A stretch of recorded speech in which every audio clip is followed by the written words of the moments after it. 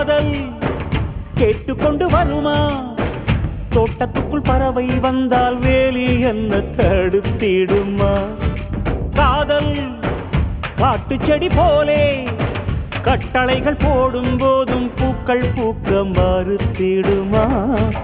புலி வாழும் குகையுள்ளே கிளி வாழும் வீரத்தை மனதோடு தந்திடுமே காதல்தான்.